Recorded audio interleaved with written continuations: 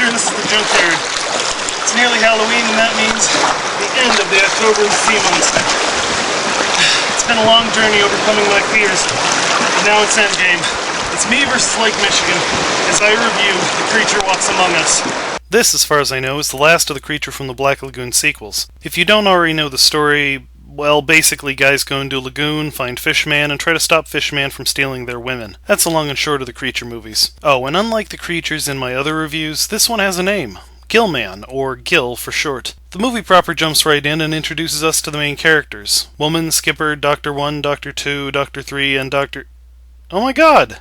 Doctors 3 and 4 are Meacham and Exeter from this island Earth. Anyway, they're heading out on an expedition to catch Gill using the magical super science of radar! I do like how the movie doesn't reveal what they're looking for to the audience until they pull down the chart, by the way. This scene is interrupted by gunshots, and it turns out that it's Woman playfully taking pot shots at sharks. Gill man, I think you might just want to skip this one. Anyway, after prying the boomstick out of her blood-soaked hands, they head out to meet Gill's most recent victim. Besides giving them an idea of what it can do, they also managed to get a blood sample from Gill off a knife. From that, they learn that the creature really is halfway between marine and mammal, and Exeter starts going off about them being able to create a new species from Gill. Exeter has some fairly dubious reasons for wanting to do this, something about bringing humanity the next step in evolution so that they can go into space or something, but Meacham is against it. Nevertheless, they decide to head into the water and test their equipment. Woman decides to join them because she hasn't had a chance to kill a dolphin with her bare hands yet, and this seems like a perfect opportunity. Well, that's what I assume her reason is.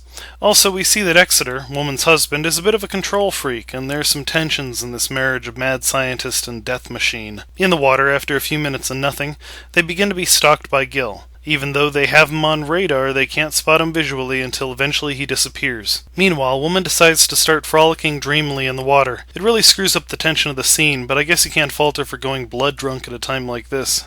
Yes, I'm gonna keep making Woman as a kill-crazy maniac jokes. What of it?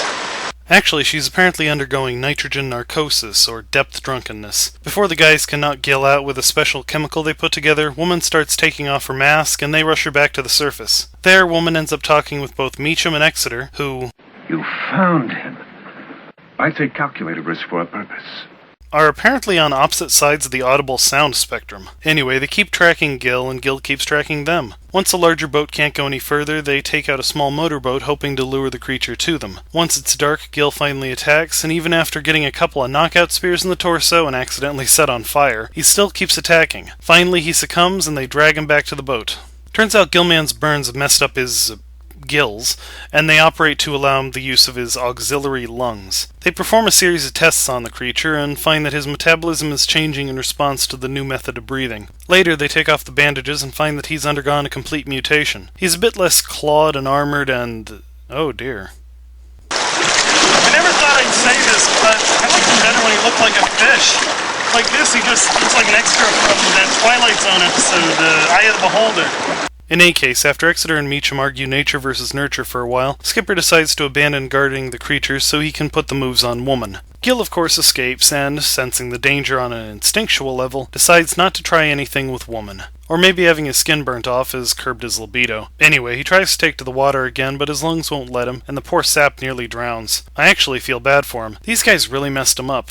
Plus, now he's not so much the Gill man anymore. I guess now we have to start calling him Lung. Well, they take Lung to a ranch for further study, and I think it's time to ask about his, See, he was pretty much featureless down there when he had scales. So now that he's changed to more mammalian features, how is he...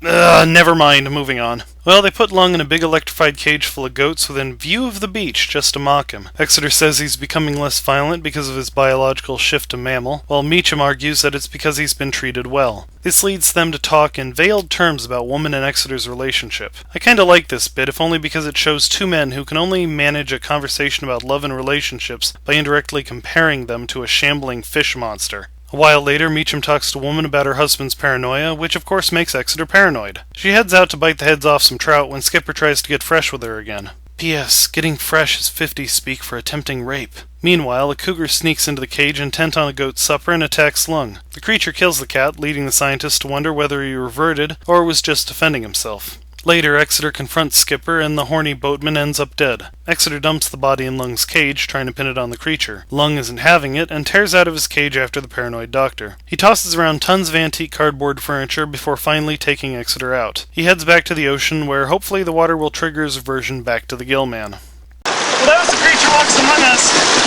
That was an interesting one. This movie actually had a lot less to do with the Gill Man than with relationships and human nature. The idea of physical evolution as a metaphor for personal evolution was clever, though I think they could have done more to emphasize the point with Gill/Lung. He didn't really do anything at all during his confinement. They should have shown him having some constructive, non-violent interactions to make the metaphors more effective. Just have him pet a goat or something. As for the Gill Man, I was almost expecting the filmmakers to have him die in this movie, but they left it open to a sequel. He's the one universal monster that people really go out of their way to pester. So as long as he's still alive, there's likely to be some idiot scientist who wants to poke at him and put him in a cage. Oh well, good luck, you scaly bastard. Well, it's been Victor with the Junkyard. Thanks for watching and have a happy Halloween. Meanwhile, I feel like I've really made a lot of progress in overcoming my fears. I guess this one didn't really have anything for you to be afraid of.